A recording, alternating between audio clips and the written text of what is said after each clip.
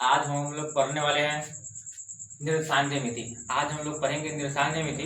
कल चैप्टर के बारे में पूरा समझाए थे, तो आज हम लोग आज से चैप्टर चालू कर रहे हैं।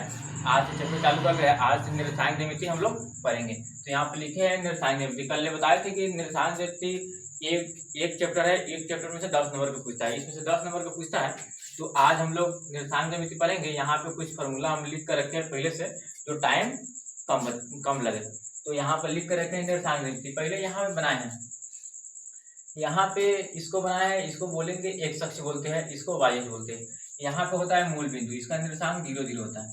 तो यहाँ पे लिखे है इसको एक्स अक्ष, इसको लिखो वाई अक्ष। तो 4 भाग में बांटे इसको।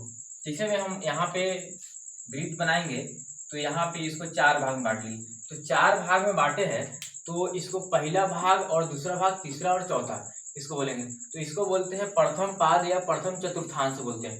इसको दूसरा चतुर्थांश बोलते हैं, इसको तीसरा चतुर्थांश बोलेंगे, इसको चौथा चतुर्थांश बोलेंगे। तो ये प्रथम हो गया, दूसरा हो गया, तीसरा हो गया, ये चौथा हो गया। यहाँ पे इसको एक्स लाइन बोलते हैं, इसको वाई लाइन बोलते हैं, इसको एक्स अक्ष बोलते हैं, इसको वाई अक्ष बोलते हैं। तो एक्स अक्ष में यहाँ पे प्रथम चतुर्थांश में इसका निर्देशांक प्लस प्लस होगा, किसी भी मान आएगा तो प्लस में आएगा। इसमें आएगा तो इसमें एक्स का मान प्लस होगा, वाई का मान माइनस होगा। तीसरा में दोनों एक्स वाई दोनों माइनस में होता है। चौथा में एक्स प्लस और वाई माइनस में। तो यहाँ पे इसको नीचे लिखे, यहाँ चतुर्थांश लिखे, ये प्रथम चतुर्थांश हो गया, ये दूसरा चतुर्थांश हो गया, तीसरा चतुर्थांश हो गया, ये चौथा चतुर्थांश। चतुर्थांश उसको बोलते हैं, जैसे में यहाँ बनाए हम वृत्त, यहाँ पे गोला बना दिए, इसको 4 भाग में बांट दिए। तो ये एक भाग है पूरा गोला, इसको 4 भाग में बांटे तो ये चतुर्थांश उसी को बोलेंगे। तो ये पहला चतुर्थांश हो गया, दूसरा हो गया, ये तीसरा हो गया, ये चौथा चतुर्थांश हो गया। तो एक वो गोला को 4 भागों में बांटेंगे तो इसका चौथा हिस्सा जो है उसी को चतुर्थांश बोलते हैं। क्योंकि इसको 4 भाग में बांटे हैं, तो ये पहला चतुर्थांश हो गया, ये दूसरा चतुर्थांश हो गया, ये तीसरा चतुर्थांश हो गया, ये चौथा चतुर्थांश हो गया। इस सब को मिलाएंगे एक जगह तो एक बन जाएगा, इसलिए इसको चतुर्थांश बोलते हैं। यहाँ पे लिखे हैं हम, यहाँ पे इसको एक्स अक्ष बोलते हैं, इसको वाई अक्ष बोलते हैं, इसको मूल बिंदु बोलते हैं। यहाँ पे 0, इसका 0 हम यहाँ पे बनाते हैं कि यह है संख्या रेखा, ये वही संख्या रेखा है। तो इस संख्या रेखा और ये वाला संख्या रेखा, तो इसका यहाँ पे 0 होगा, इसका भी 0 होगा। तो ये 0 और 0 को यहाँ पे रखेंगे तो 0 0 हो जाएगा। तो इसलिए मूल बिंदु का निर्देशांक 0 0 होता है। यहाँ पे हम लिख देते हैं मूल बिंदु का निर्देशांक 0 0 होता है। मूल बिंदु का निर्देशांक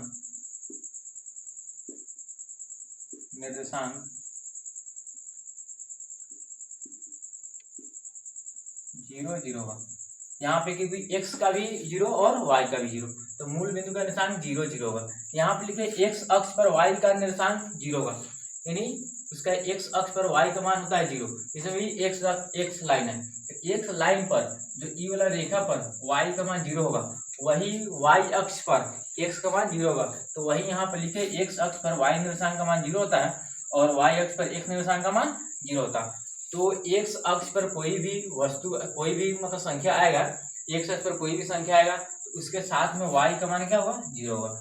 और जो y अक्ष पर आएगा तो x का मान 0 होगा। यहाँ पे लिखा है चतुर्थांश, यहाँ पे कोई p निर्देशांक है, यहाँ पे p बिंदु है, यहाँ पे x और y लिखे हैं। तो पहले लिखते हैं x अक्ष को लिखते हैं, उसके बाद y लिखते हैं। तो यहाँ पे x को बोलते हैं भुज, x को बोलते हैं भुज। मूल बिंदु का निर्देशांक यहाँ पे लिखा है 0 0। x अक्ष पर y का मान यानी 0 होता है और y अक्ष पर x का मान 0 होता है। यहाँ पे इसको लिखे है चतुर्थांश प्रथम, द्वितीय, तृतीय और चौथा। तो पहला में प्लस प्लस होगा, दूसरा में माइनस प्लस होगा, तीसरा में माइनस माइनस होगा, चौथा में प्लस प्लस होगा। तो यहाँ पे x अक्ष, यहाँ पे p कोई बिंदु है, यहाँ p कोई बिंदु, तो x अक्ष से दूरी, यहाँ पे x अक्ष से इसका दूरी और y अक्ष से इसका दूरी। तो यहाँ पे p निर्देशांक यहाँ पे दिया, तो p x और y यहाँ पे लिखा है। तो यहाँ पे पहले x लिखा था, उसके बाद में y लिखा था। तो x अक्ष को भुज बोलते हैं और y अक्ष को कोटि बोलते हैं। यहाँ पे लिखते हैं x अक्ष को, x अक्ष भुज कहलाता है और y अक्ष कोटि कहलाता है। x और y, तो x को भुज बोलेंगे और y को कोटि बोलेंगे। एक्स को भुज और वाई को कोटि बोलते हैं। तो यहाँ पे एक्स और वाई लिखते हैं, तो एक्स को भुज बोलेंगे, वाई कोटि। यहाँ पे क्वेश्चन दे जाएगा, पूछेगा यहाँ पे 3 दिया हुआ है, यहाँ पे 4 दिया हुआ है, तो पूछेगा ये कौन सा चतुर्थांश में है।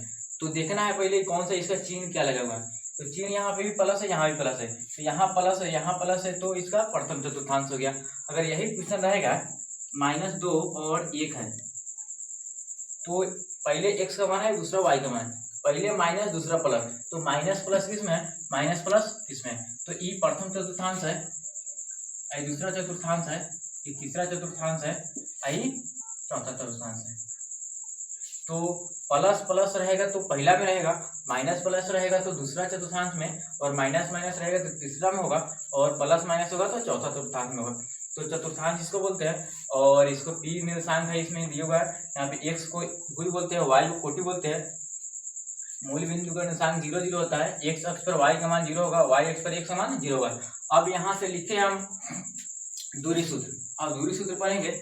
यहाँ पे लिखा है दूरी सूत्र, मूल बिंदु से किसी भी निर्देशांक का दो बिंदु का दूरी होगा वह x² प्लस y² होगा। मूल बिंदु से दूरी यहाँ पे लिखे है, मूल बिंदु से दूरी होता है x² प्लस y² रूट में। यहाँ पे लिखे दो बिंदु होगा, यहाँ पर दो बिंदु, एक P है एक वो Q है, तो दोनों के बीच की दूरी PQ के बीच की दूरी रूट में होता है x2 माइनस x1 का whole square plus y2 minus y1 का होल स्क्वायर, ये पूरा रूट में है। तो ये दूरी सूत्र है। कोई भी दो बिंदु के बीच की दूरी निकालना होगा तो x2 माइनस x1 को होल स्क्वायर करेंगे प्लस y2 माइनस y1 को होल स्क्वायर करेंगे रूट में। उसके बाद में लिखे जो संरेख बनाने के लिए देता है से सिद्ध करेंगे 3 बिंदु संरेख है कि नहीं। तो यहाँ पे संरेख के लिए, यहाँ पे संरेख, यहाँ पे कोई 3 बिंदु देगा, जैसे यहाँ पे 2 बिंदु है A, P और Q, इसके बीच का दूरी निकालना था, तो यहाँ पे 3 बिंदु देगा। तो दूरी सूत्र से हम लोग जानेंगे ये समबाहु त्रिभुज है या समद्विबाहु त्रिभुज है या समकोण त्रिभुज है या वर्ग है या चतुर्भुज है या क्या है। तो इसको देगा संरेख है, बोलेगा ये तीनों बिंदु संरेख है, तो संरेख है तो सिद्ध करे कि यह समद्विबाहु त्रिभुज है या नहीं, समद्विबाहु त्रिभुज या समकोण त्रिभुज है या नहीं, या समबाहु त्रिभुज है नहीं। तो समद्विबाहु त्रिभुज कब होगा, समबाहु त्रिभुज कब होगा, तो समबाहु त्रिभुज में क्या होता है, समद्विबाहु, यहाँ पे लिखा हुआ है समद्विबाहु त्रिभुज। समद्विबाहु त्रिभुज में 2 भुजा बराबर होगा। मान लेंगे हम यहाँ पे A है, B है, C है, तो AB और AC दोनों बराबर होगा और BC बराबर नहीं होगा, तो 2 को भुजा बराबर आ जाएगा। दूरी हम निकालेंगे दूरी सूत्र से, 2 को बराबर हो जाएगा, 1 को बराबर नहीं होगा तो समद्विबाहु त्रिभुज हो जाएगा। वही समकोण त्रिभुज सिद्ध करने के लिए आएगा, तो समकोण त्रिभुज में क्या होता है, पाइथागोरस थ्योरम से कर्ण के स्क्वायर बराबर लंब के स्क्वायर प्लस आधार के स्क्वायर होता है, तो इस पे लागू होगा तो समकोण त्रिभुज होगा। समबाहु त्रिभुज में तीनों भुजा बराबर होगा, तो मान लेते हैं A है, B है, C है, तो AB बराबर होगा AC बराबर होगा BC, ये तीनों क्या होगा, बराबर होगा। तीनों बराबर होगा तो क्या होगा, उस समबाहु त्रिभुज होगा। यहाँ पे वर्ग दिए, वर्ग के चारों भुजा बराबर होता है और दोनों विकर्ण भी बराबर होता है। तो संरेख सिद्ध करने के लिए आएगा, 4 को बिंदु देगा, यहाँ पे 4 को चतुर्भुज हो गया, 4 को बिंदु देगा, बोलेगा ये संरेख है या नहीं, संरेख में ये वर्ग है या नहीं, सिद्ध करे। तो वर्ग कब होगा, जब चारों भुजा उसका बराबर हो जाए, 2 को विकर्ण भी बराबर हो जाए। यहाँ पे लिखा समचतुर्भुज, समचतुर्भुज में चारों भुजा भी इसका क्या होता है, इसका भी चारों भुजा बराबर होता है, इसका चारों भुजा बराबर होगा प्लस में विकर्ण भी दोनों बराबर होगा। समचतुर्भुज के चारों भुजा बराबर होता है। तो इतना है दूरी सूत्र निकालने के लिए, सब दूरी सूत्र बनेगा, दूरी सूत्र में सब सिद्ध हो जाएगा। यहाँ पे लिखे अविभाजन सूत्र, विभाजन सूत्र यहाँ पे है, तो विभाजन सूत्र में 2 को बिंदु देगा। यहाँ मान लेते हैं यहाँ 2 को बिंदु है, A है, B है, यहाँ पे कोई P बिंदु इसको विभाजन कर रहा है, विभाजित कर रहा है, तो ये M1 अनुपात में या M2 अनुपात में विभाजित करता है, M1 और M2, ये x1 y1 है, ये x2 y2 है। तो विभाजन सूत्र है, इसको इसका निर्देशांक P का निर्देशांक निकालने के लिए मान लेंगे हम P x है और y है, तो x बराबर क्या होगा और y बराबर क्या होगा, ये विभाजन सूत्र इस पे लगेगा। तो x बराबर M1 x2 plus M2 x1 और बटा में है M1 प्लस M2। फिर y का निकालेंगे तो M1 y2 plus M2 y1 बटा M1 प्लस y2। तो ये विभाजन सूत्र है, कोई भी रेखा को विभाजित करता है उसके निर्देशांक निकालने के लिए विभाजन सूत्र। उसके बाद में लिखे है मध्य बिंदु का निर्देशांक। मध्य बिंदु यहाँ पे है, रेखा मान लेते हैं यहाँ से दिया हुआ इतना 2 बिंदु दिया है A और B, इसका मध्य बिंदु जो B मतलब बिंदु है ना, यहाँ मानते हैं x और y है, यहाँ पर P बिंदु कोई है, इसका P बिंदु का निर्देशांक दिया हुआ है x और y। तो x और y का मान निकालने के लिए यहाँ पे इसको मध्य बिंदु बीच में है तो मध्य बिंदु, तो मध्य बिंदु है तो x1 प्लस x2 बटा 2, इसमें यहाँ पे मानेंगे x1 है और y1 है, ये है x2, ये है y2। तो x का मान निकालने के लिए x1 प्लस में x2 को जोड़ेंगे और 2 से भाग करेंगे, फिर यहाँ पे y का मान निकालेंगे तो y1 प्लस y2 को जोड़ेंगे और 2 से भाग करेंगे, तो ये मध्य बिंदु का फॉर्मूला है। तो मध्य बिंदु का निकालने के लिए निर्धारण निकालने के लिए x1 प्लस x2 बटा 2 होता है, y बराबर y1 प्लस y2 बटा 2 होता है। यहाँ पे लिखे त्रिभुज के केंद्र का निर्धारण, यहाँ पे लिखे त्रिभुज के केंद्र का निर्धारण। मान लेते हैं यहाँ पे त्रिभुज बना रहे हैं, त्रिभुज के 3 गो शीर्ष है A B C, तीनों शीर्ष का निर्देशांक दिया हुआ है, तीनों शीर्ष का निर्देशांक दिया हुआ है। यहाँ पे कह रहा है केंद्र का निर्देशांक निकालने के लिए, यहाँ पे केंद्र है, इसका निर्देशांक निकालने के लिए बोला है।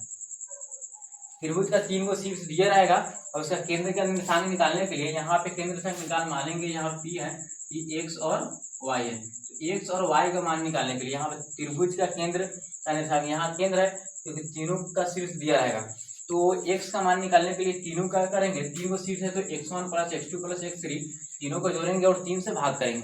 उसी तरह y का निकालना होगा तो y1 plus y2 plus y3 बटा 3 देना होगा, क्योंकि यहाँ पे त्रिभुज का निर्देशांक निकालना है। तो इसका फॉर्मूला त्रिभुज का केंद्र का निर्देशांक निकालने के लिए ये वाला फॉर्मूला है।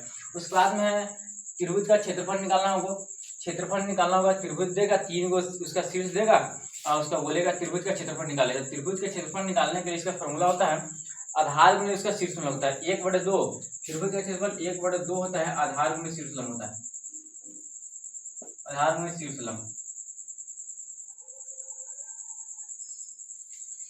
तो त्रिभुज का क्षेत्रफल आधार गुणे शीर्ष लंब, यहाँ पे लिखे 1/2 x1 y2 minus y3 plus x2 y3 minus y1 plus x3 y1 minus y2। इसको याद करने का ऐसा भी तरीका है कि इसको याद कर लेंगे 123, 1 2 3 है, इसको 123 याद करेंगे, इसको 231 याद करेंगे, इसको 312 याद करेंगे, इसको नंबर 3 को याद करेंगे, याद हो जाएगा। यहाँ पे शुरू में लगाना है 1/2, यहाँ पे शुरू में 1/2 x1 और y2 माइनस y3 लिखे है, फिर प्लस है x2 y3 minus y1 plus x3 y1 minus y2। तो यहाँ पे लिखे है कि बाहर कोष्ठ के बाहर x1 लिखे हैं, यहाँ भी कोष्ठ के बाहर x2 लिखे है, यहाँ भी कोष्ठ के बाहर x3 लिखे है, यहाँ पे लिखे प्लस, यहाँ भी प्लस लिखे, लेकिन सब कोष्ठ में अंदर क्या है माइनस है।